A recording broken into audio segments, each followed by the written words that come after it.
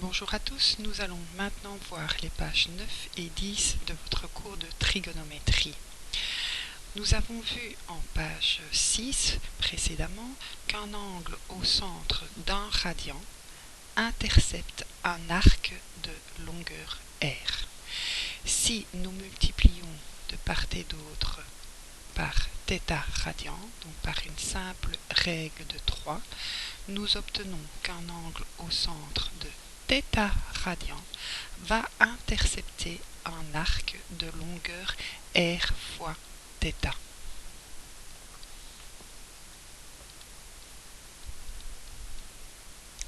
Donc la formule que je viens de montrer ici, c'est pour calculer la longueur de l'arc intercepté par un angle de θ radian.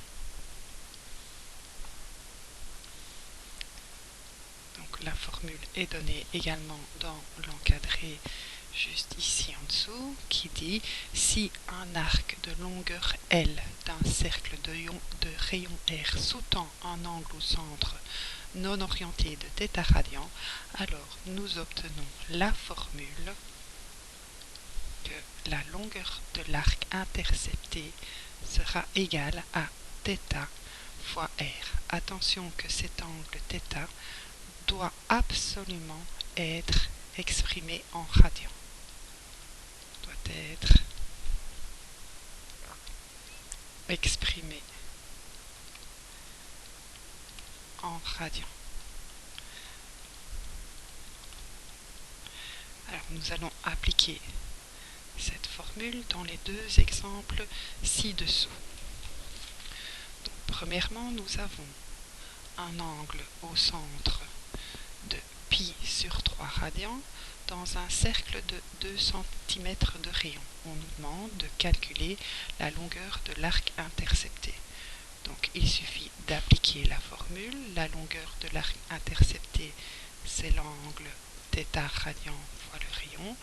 Donc ici, θ étant bien exprimé en radian, on peut appliquer directement la formule et faire pi sur 3 fois le rayon de 2 cm, ce qui nous donne 2,09 cm. Deuxième exemple, soit un angle au centre de 80 degrés. Attention qu'ici, cette fois-ci, l'angle est exprimé en degrés. Il faut absolument, pour pouvoir appliquer la formule, le transformer en radian. Donc, on sait par la règle de conversion que 180 degrés, c'est égal à pi radian. Donc, par une règle de 3, on divise de part et d'autre par 180, on sait que 1 degré, ce sera 100 pi sur 180 radians.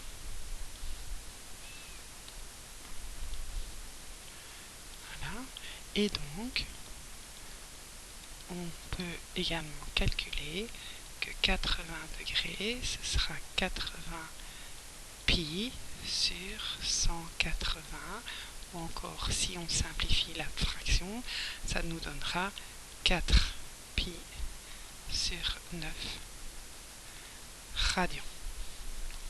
Maintenant que notre angle est bien exprimé en radians, on peut donc calculer la longueur de l'arc intercepté en appliquant la formule L qui est θ fois le rayon.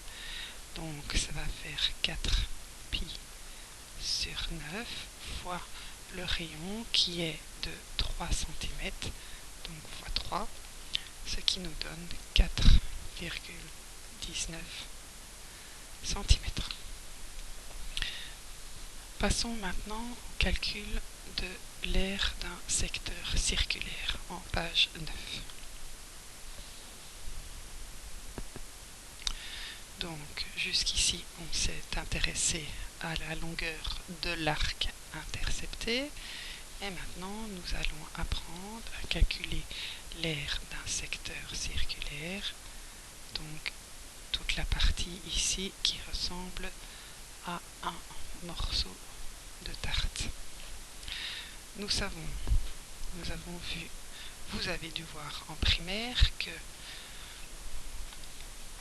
lorsque vous avez un angle au centre de 2 pi radians, c'est-à-dire 360 degrés, la longueur de l'arc intercepté, c'est-à-dire la circonférence du cercle, est de 2 pi r et l'aire du disque est égal à pi r au carré.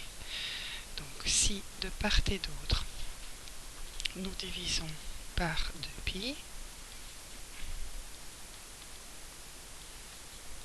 nous obtenons les formules suivantes. Un angle d'un radian intercepte un arc de longueur r et l'aire du secteur circulaire voudra alors pi r carré divisé par 2 pi, ce qui donne r au carré sur 2. En multipliant maintenant ces formules par θ radian,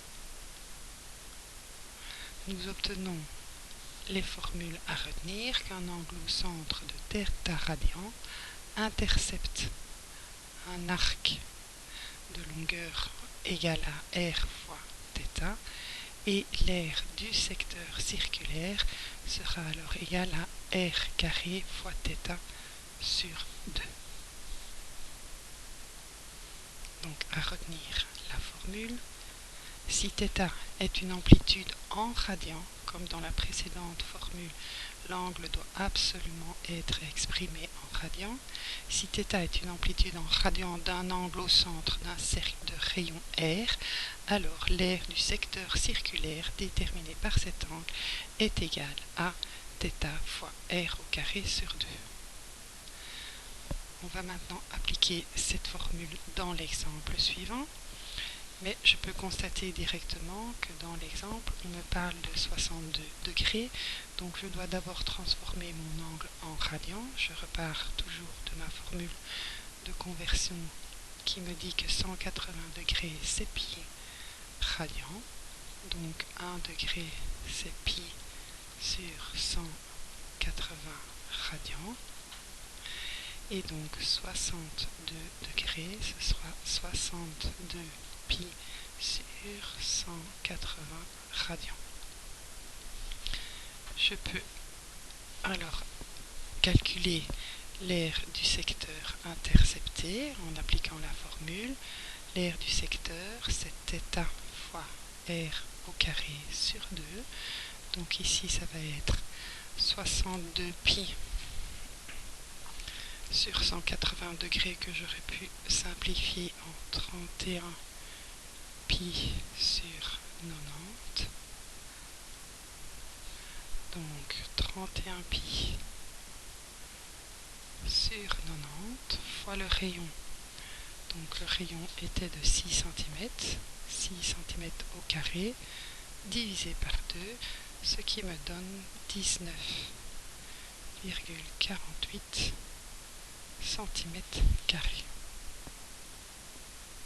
Donc dans ces deux pages-ci, vous devez absolument bien retenir les formules suivantes. Donc lorsque vous avez un angle au centre de θ radian, θ étant exprimé en radians, vous pouvez calculer la longueur de l'arc intercepté par la formule θ fois le rayon et l'aire du secteur circulaire, θ fois le rayon au carré divisé par 2, longueur de l'arc et aire du secteur circulaire.